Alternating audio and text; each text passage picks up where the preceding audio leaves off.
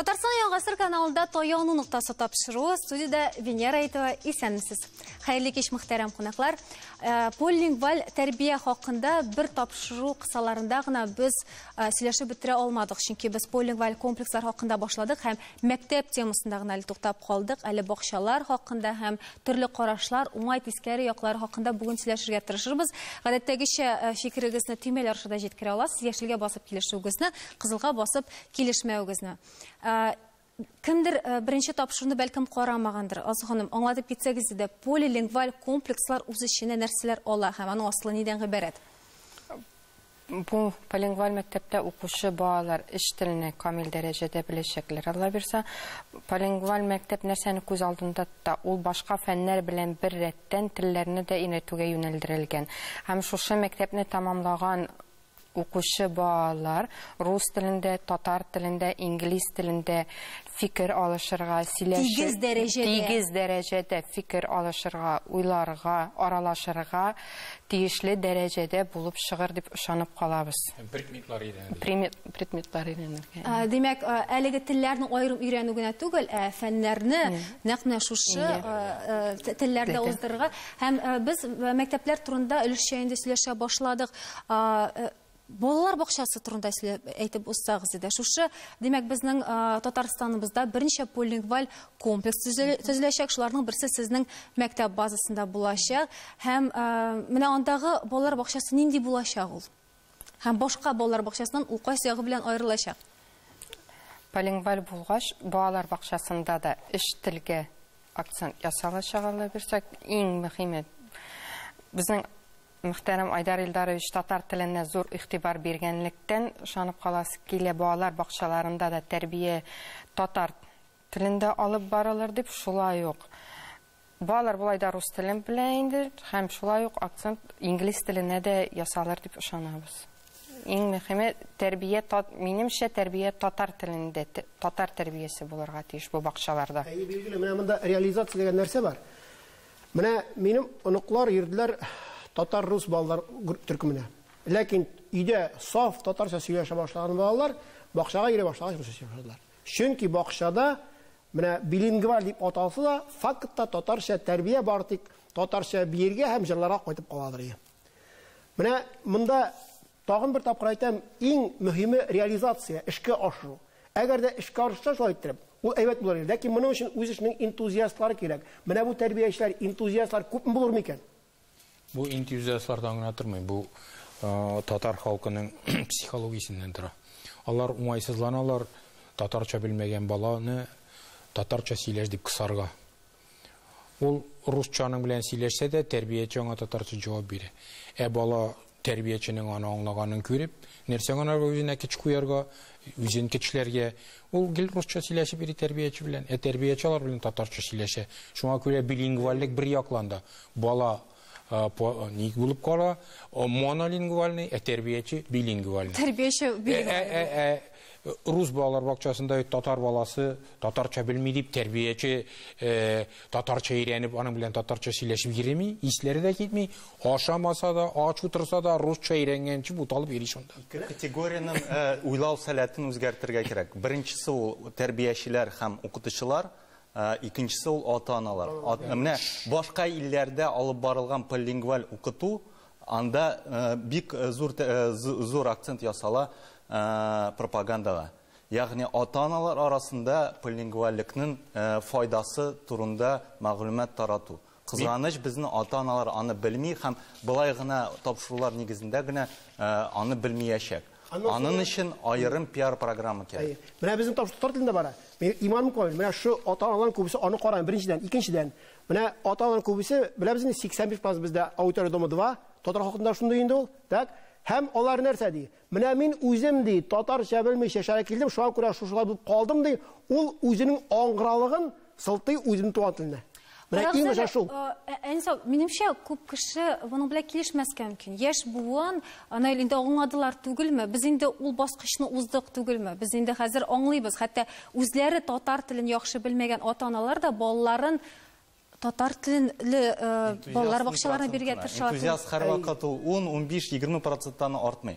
Күпчелеге элиталар артыннан бара, һәм дәүләт сәясәте артыннан бара. Менә Аллага шөкер безнең дәүләт сәясәте Татарстанда полингваликка ачык йөз белән хәзер һәм менә шундый зилкле рәвештә сәясәт алып барылса, пропаганда булса, әлбәттә күпчелек полингваль укыту артыннан барыр. Минтимир Шәрифовичне хөрмәт иткән кешеләр, Капминда эшләүчеләр, аппаратта эшләүче кешеләр, муниципалитетта барсалар балаларын бирә башласалар полингваль мәктәпкә. Әлбәттә ул вакытта халыкның карашы үзгәрәчәк. Монда авторитет, әлбәттә, монда икенче ягы бар. Бу бик прогрессив карашлы кеше һәм бик прогрессив адым дип әйтик, безнең бөтен милләтебез өчен шулай бит. Әгәр дә менә монда кызык хәл килеп туа. Комплекслар шушылар ачыла, әйме? Билгеле мәктәпкә бөтен кеше дә эләгә алмый, анда иңнәр генә эләгергә тиеш әлеге мәктәпкә аларга барыбер үзенә күрә бер ниндер сынаулар үтәргә кирәктер. Балалар бакчасына анда бөтен теләгән кешеләрне дә алачаклармы соң? Венер сынаулар үтү, ул бик юридически нечкә мәсьәлә. Чөнки мәктәпкә конкурс белән алырга ярамый. Ул закон белән тыелган. Аннан соң бу мәктәпләрнең микрорайоннары булмаска тиеш. Алар яхшы балалар җыю өчен. Чөнки була ала микрорайоннардан муниципалитет алыштыра ала. Безнең андый тәҗрибәбез бар. Алай булгач, Марат абый, шортлар күбәймиме соң? Тагын булай да булырга тиеш, тегеләр тиеш. Сезгә бит сыйфат кирәк, сыйфатсыз, шартларсыз булмый. Кемнәрне алачаксыз һәм ни рәвешле сайлап алачаксыз? Бакчалар турында төгәл генә әйтә алмыйм. Бакчаларга шул чират буенча хәзер бит инде электрон чираты җиткән балалар. Аларны инде иң беренче чиратта, аннан инде урыннар калса, башка шәһәрнең башка төбәкләрен, районнарыннан аларга була. Рәхмәт, Айрат, ничек уйлыйсың? Бөтен кешенең дә баласы шута бирергә теләге уянмасмысың?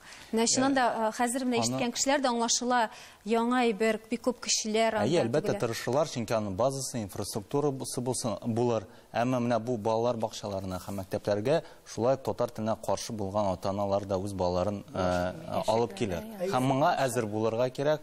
Һәм менә бу ата-аналар белән дә эш итәргә кирәк. Чынлап. Ни өчен алар каршы булырга мөмкин? Полилингваль дигән сүз. Без күрдек бит 17нче елда. Мәсәлән, без Казанда мәктәп ачтык. Бер группа ата-ана килеп, прокуратура каяр скандал күтәреп, Путинга кадәр язып, аның статусын боздылар. Татарларга урын булмасын мәгариф системасында дип. Аннан соң шундый нәрсә бар. Менә әлегә үткән тапшыруда ишетелде шундый нәрсә, булачак билингваль һәм полилингваль. Һәм бөтен аталар билингваль, ягъни рус, инглизгә һәм татарлар да бирәчәк. Менә шул ук, менә Маразуш әйткән вазгыять буенча. Менә шуннан куркам мин. Әгәр дә булса, полилингваль барысына булырга тиеш. Татар телен нигез булырга тиеш. Менә бу теге үзгәрмәс аксиома шикелле. Теләмәсәң бүтән бакчалар, пожалуйста. Әмма рус балалары да, рус гаиләләре дә бар, алар татар телен дә укытырга телиләр. Хәтта татар гимназияларында да андый рус гаиләләре булды. Һәм менә алардан бер мисал үрнәк ясатып, бу үрнәкне рус телле гаиләләр арасында таратырга кирәк. Пропагандаларга. Гомумән мәгариф ул ирекле нәрсә түгел. Мәгариф көчле ул. Ягъни мәсәлән, кеше үтәмәсә, андый нәрсә укытырга кирәк аңар. Ягъни мәсәлән, бу иреклегенә була алмый. Менә шуңа күрә минемчә монда беренче нигез дип татар телен куярга һәм шуны генә калганнар өстендә. Гарантия ясап була. Әгәр дә полингваль укыту тормышка ашырылса, чынлап дигәндә, менә бу укучылар, балалар, алар башка мәктәпләрдән күпкә көчлерәк булыр. Менә безнең Терек лицейлары моңа үрнәк булды, кайсы бер татар гимназиялары моңа үрнәк булды. Һәм ата-аналар күрерләр билингваль һәм полингваль укыту арасында айырманы. Полингваль укыту һич шиксез миңа калса, ул алдарак булыр. Мөхтәрәм кунаклар, без әгәр дә әйләнеп кайтсак балалар бакчасына, гомумән алганда әйтергә кирәк, шушы полингваль тәрбия хәзер модага кирип китте диергә дә буладыр. Бу гомумән дөнья күләмендә ул модада дип әйтмәйк, инде ул гомумән киң таралган һәм Россия күләмендә дә менә монда инде үзенә күрә мейнстрим шундый модага кирип китте. Һәм 3 яшькә кадәрге балаларын да кешеләр инде 3 яшькә кадәр балаларына 3 тел бирергә тырышалар һәм моңа да төрле караш бар. Әйтик, аларга да каршы чыгучылар, нейролингвистлар бар. Алар фикеренчә, полилингваль тәрбия булган очракта, әгәр дә бала туганнан ук берничә тел өйрәнә башласа, тигез дәрәҗәдә бер телне генә төптән белмичә, демәк, аның башка мәсьәләләргә карата да ул бөтенләй бер өстен генә булачак. Демәк, фикер йөртү, баш ми эшчәнлеге үзгәрәчәк дигән шундый фикер белдерәләр. Менә бездә карашлар нинди? Гомумән, нинди уңай һәм тискәре якларын күрәсез? Мен калса, безнең җәмгыятьтә полилингвальлекнең өстенлекләрен белмиләр. Мин инде бу турыда беренче тапшырда әйтеп уздым. Иң беренче менә җәмгыятьтә әти-әниләр арасында, укытучылар арасында да бигрәк тә күптеллекнең өстенлекләрен аңлатырга кирәк. Бик гади мисаллар табып була. Мәсәлән, син балаңны спорт секциясенә бирәсең һәм рәсем ясау секциясенә бирәсең, әлбәттә, вакыт күбрәк кирәк. Ләкин ахырдан бала бигрәк тә ике төрле шигырь белән шөгыльләнгәч, ул бигрәк тә башка балаларга караганда өстенрәк булачак. Шул ук телләр белән, шул ук мөнәсәбәт, баш мие башкача фикерли башлый, хәтерләү мөмкинчелекләре үсә. Шундый гади мисаллар белән әти-әниләргә аңлатырга кирәк. Татар теле булсынмы, чуаш теле булсынмы, аның теленә карамастан күптеллекнең өстенлекләре бик күп. Һәм мен калса, әти-әниләр куркалар. Без инде аның турында әйтеп уздык. Татар яисә урыс яисә полилингваль мәктәпкә балаларын биргәндә, алар бары тик яисә рус телен, яисә татар телен генә камил рәвештә белерләр дип куркалар. Менә әгәр без дөнья күләм тәҗрибәләрен карасак, өйрәнсәк, аларда бит иң көчле полилингваль формалар. Алар 50-гә 50 яисә 30-га 30% программалар. Ни дигән сүз ул? Ягъни бөтен төп фәннәрне яисә ярты көн бер телдә, ярты көн икенче телдә, яисә берничә көн бер атна бер телдә, аннан соң икенче телдә шул ук фәнне өйрәнәләр. Һәм мәктәпне бетергәндә бу балалар чынлап та академик телне, белем бирү телен һәм сөйләм телен камил рәвештә беләләр. Миңа калса, менә бу бик зур аерма. Чөнки география теле белән татарча, русча, инглизчә сөйли белергә һәм бары тик сөйләм телендә географияны белү, ул бик төрле әйберләр. Шуңа күрә зур аерма монда, чыннан да, чөнки сөйләм теле турында гына әле без төгәл фәннәргә күчмәдек, шулай бит. Әйдәгез, әнсәбе рекламадан соң дәвам итәрбез, бездән аерылмас. Сөйлиме?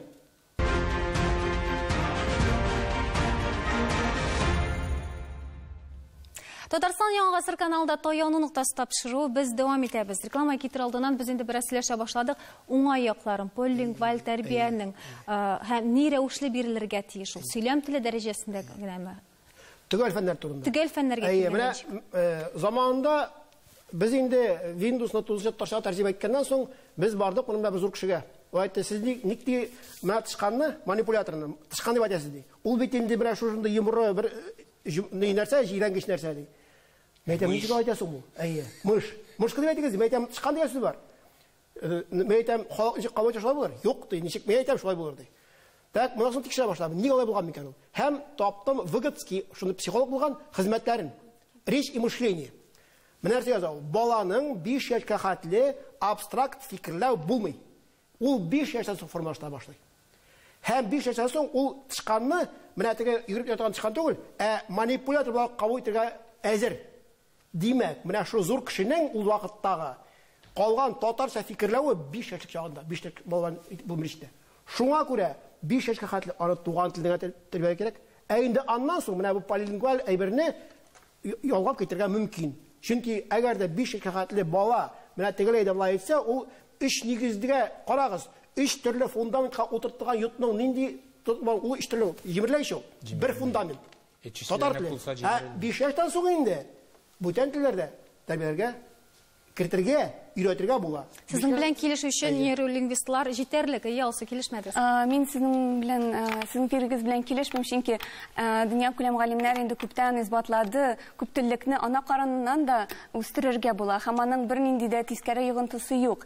Әгәр яңадан спорт белән мисал китерсәк, баланы син хоккей секциясенә һәм футбол секциясенә алып киләсең икән, әлбәттә, икесен өйрәнергә күбрәк вакыт та кирәк, һәм бәлки футбол секциясендә өйрәнгән күнегүләрне ул бәлки хоккей уйнаганда да да кулланадыр. Шуңа күрә ниндидер буталчык беренче арада барлыкка килергә мөмкиндер. Ләкин яңадан берничә ел, күпмедер вакыт узгач, ул ике спорт төрендә камил рәвештә уйный беләчәк. Һәм системалашачак. Һәм минем мисалымда, мин инглиз теле укытучысы буларак та эшләгәнем бар. Һәм минем коллегаларым да инглиз теле укытучылар үзләренең балаларына инглиз телен өйрәтмиләр, чөнки алар куркалар. Минем балам рус телен, татар телен камил рәвештә белмәячәк. Шуңа күрә мин инглиз телен соңрак аңа бирергә телим. Туган тел дигән төшенчә бетәмени? Ягъни мәсәлән, менә минем шуның белән бөтенләй кергән дигән, и туган тел синдә инглиз кылган дигән. Нәрсә, ул доганыклап инглизчә, русча, аннан татарча гынамыни? Туган тел төшенчәсе кергән баштаук. Сез бик гаиләнең роле турында да әйтеп китәргә кирәктер. Туган тел, иптәшләр, ул сез беренче өйрәнгән тел түгел, икенче өйрәнгән туган тел ул халык теле. Ул бөтен дөньяда кабул ителгән атама, безнең конституциядә шулай язылган. Туган тел ул халык теле. Синең халык телең ул.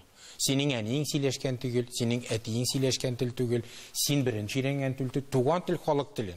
Шуңа күрә ул язык народов Российской Федерации дип атала инде бездә, и скобкада туган тел. Бездә дә ул туган тел. Туган телне әлбәттә Россиядә социологлары төрлечә шулай кешегә бәйләргә җыйналар, ләкин туган тел аерым кешегә бәйләмәгән, ул халык теле. Сез татар кешесе икән, сез туган телне, ул татар халкы телен өйрәнергә тиеш. Әле генетик туган тел дигән төшенчә бар. Ягъни үз телен оныткан, туган телен оныткан, әмма баласына туган телен өйрәтә ала торган ситуация инде. Һәм ул еш, хәзер еш күренә, татарлар арасында да бик еш күренә. Татар телен начаррак беләләр, әмма балаларына татар телендә белемне бирергә тырышалар. Һәм балалары ата-анасыннан телне яшырак белә. Андый мисаллар күп. Мин белән килешәм, чөнки менә билингваль мәктәпләрдән бераз читкә китсәк, татар телен укыту турында гомум белем бирү мәктәпләренә карасак, безнең бит татар телен рус теле методикаларына таянып укыту бик популяр дип әйтелгән инде. Ләкин чит илләрнең тәҗрибәсенә карасак, анда туган тел мирас теле буларак кертелә. Ягъни ни дигән сүз ул? Туган телне ишетеп, туганнары белән гаиләсендә бераз сөйли алган, ләкин камил белмәгән балалар һәм андыйлар бик күп. Мәсәлән, Мексикадан Америка Кушма Штатларына миграция белән күчеп килгән балалар, алар туып үскәннән инглиз телем җәмгыятьтә яшиләр, мөхиттә яшиләр, ләкин алар туганнары арасында, аларның гореф гадәтләре ашалар туган испан телен бераз беләләр, ләкин алар камил рәвештә белмиләр. Шуңа күрә аларга испан теле мирас теле буларак мәктәпләрдә кертелә. Аның өчен аерым әсбаплар әзерләнә, методикасы әзерләнә. Һәм безгә дә татар телен башка мәктәпләрдә үстерү өчен шундый татар мирас теле буларак юнәлешне кертергә кирәк. Һәм шул вакытта аның грамматикасы түгел, аның сөйләм телен, гореф гадәтләрен, татар теленең җырларында моң дигән әйберләрне кертеп, татар теленә мәхәббәт уятырга була балаларга. Шу моңа бит әле ата-ана да шушы дәрәҗәгә үсеп җитәргә тиешләргә фикергә. Чөнки Татарстан ул татарларның төп җире. Россия татарларның төп җире. Алар Мексика кебек башка илгә күчеп килмәгәннәр. Шуңа күрә мирас теле ул мигрантлар өчен. Ләкин татарлар Россиядә мигрант түгел. Бездә туган тел камил рәвештә предметлар дәрәҗәсендә белергә тиеш. Татар теле ул һәр кешедә академик тел булырга тиеш. Бүгенге көндә туганнар белән сөйләшеп кенә тормышны алып барып булмый. Гаиләдә техник терминнар бик күп кулланыла. Гаиләдә сөйләшү өчен дә математиканы, химияны, биологияны, терминнарын белергә кирәк. Ал экономика терминнарын, аларны белмәсәң, сез татарча аралаша алмыйсыз. Шуңа күрә татар теле академик тел дәрәҗәсендә бирергә тиеш, фән теле дәрәҗәсендә балаларга. Ул әгәр дә инде татарлар китсәләр анда Германиягә, США, анда татар теле алай укытылырга мөмкин. Ләкин Россия татарларның туган җире, туган дәүләте, монда татар теле алай укыту турында сүз алып барырга да ярамый. Полингвал турында, әмма менә без тематикка киттек. Туган тел һәрберебезнең йөрәгендә, әйтәмез, ул без авырткан җиребез. Менә полингвалга күчегә турында Казакстан турында берәр укыдым. Аларда инде кертелә башлаган полингвал укыту, әмма так, алар укыта башлаганнар төгәл фәннәрне, табигый фәннәрне инглизчә. Һәм интернетта укыдым менә, Facebook'tan язганнар. нәтижеде инглиз тілі де жоқ, фәннер де жоқ дейді. Мына сіз шына қорқмайсыз ма? Мен сізге жауап берем. Полилингвал оқыту ол предметні іч тілде оқыту. Ол бір предметні бір тілде, бір предметні бір тілде, бір предметні бір тілде оқыту түгел. Полилингвал шуңа көре ол полилингвал деп атала. Многоязычный түгел поли. Потому что поли ол бүтіней башқа сыйвал. Мәселен, полиэтилен кебек. Этилен газ. Полиэтилен ол уже каты әйбір. Шуңа күрә поли бөтенләй башка сыйфатка әйбер. Наил, бүген инде шушы өлкәдә эшләүче кеше буларак, ничкәлекләрен әйтеп китсәң иде. Менә шушы куркулар, бер нәрсәндә өйрәнә алмаса дип куркучы ата-аналар бүген дә юк түгелдер. Әлбәттә, куркулар бушка түгел. Бар. Әлбәттә, мин риза, чөнки чынлап та дәресне әзерләнү өчен вакыт та бик күп китә. Һәм әлбәттә өч телдә бер мәсьәләне аңлату, ул үзенчә бер ниндер искусство. Һәм әлбәттә укытучылар өчен һәм безнең укучылар өчен, балаларыбыз өчен бик яңа бер баскыч булачак. Тагы да катлауландырмаска да кирәк шул вакытта, шулай бит. Чөнки беләсездер, олимпиадалар алсак, ЕГЭ алсак, системада булган юнәлешләрне алсак, ел сайын программа авырып ничектер каталана. Һәм әлбәттә шуны да исәптерергә кирәк. Гомумән бармы шундый балалар, мәсәлән, бәлкем ата-аналар арасында куркучылар бардыр, мәсәлән, минем балама бик бирелмәгән дип, мәсәлән, безнең ата-аналар үзләре дә акыллы бит инде, алар диагноз куялар. Минем дә әллә ни телләрне белмим, баламның да булмасын. Булырга мөмкинме, кемнеңдер кайсыдыр балаларның, мәсәлән, телләрне белүгә күбрәк сәләте бар, кайберәүләрнең юк, һәм аңа кирип торасы юк анда дип әйтерлек шундый балалар булырга мөмкинме? Үткән атнада без Тулада булдык, Ясная Полянада. Лев Николаевич Толстойның өендә төрле китаплар, китапханада төрле телләрдә китаплар булды. Без дә экскурсоводтан шундый сорауны сорадык. Нишләп инглиз, алман телендә китаплар? Экскурсовод әйтте, Лев Николаевич 15 телне белгән иде. Монда булган китапханада булган 30 телдә китаплар. Һәм ул һәр вакыт укыдыры төрле чит илләрдә һәм аңлыйдыр. Һәм әлбәттә нәрсәне әйтергә теләдем. Һәм шул вакытта Лев Николаевич ул ялларына хәтта язып куя торган булган рус телен камилләштерергә дип. Әле безнең андый кешеләр бар микән, татар телен камилләштерергә ял вакытында дип язучылар, шулай бит. Күпме телләрне белүенә карамастан һәм рус телен ни дәрәҗәдә белүенә карамастан. Минем фикерем буенча мәктәпләр төрле булырга тиеш. Кайбер мәктәпләре математикага юнәлгән. Кайбер мәктәпләре, беләсездер, Иннополис безнең информатикага юнәлгән. Бу дөрес. Һәм мәктәпләр бер тигез булырга тиеш түгел. Алар төрле булырга тиеш һәм балалар ничектер төрле мәктәпләрдә кирип, үзен урынны бу дөньядагы, үзенең урынны, үзенең фәнне табарга тиешләр. Андый балалар бар, мәсәлән, минем дәресләремдә шундый балалар бар. Инглиз телендә әйбәт белүче балалар бар, инглиз теленә начар белүче балалар бар. Мин бер үк дәресне шул рәвештә алып барырга тиешмен. Бүтән балаларга ничек дип әйтим, уңай булсын өчен. Алар аңларга тиешләр бөтенесе. Һәм бер-берсенә дәрәҗәдә төшенергә тиешләр, шулай бит. Әлбәттә. Методиканы әйбәт белергә кирәк.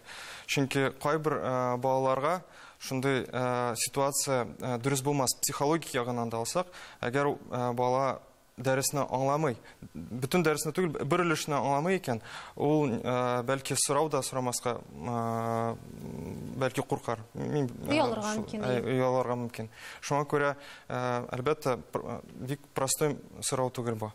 Бүгенге көндә мәктәпләрдә бер генә программа белән укыту таләп ителми. Мәктәпнең күп төрле программалары булырга мөмкин һәм укучыларның сәнәтләренә карап төзелгән. Мин бу полилингваль мәктәпләрдә шул юнәлешне алырга кирәк дип саныйм, һәм монда төрле юнәлештәге класслар һәм программалар булырга тиеш.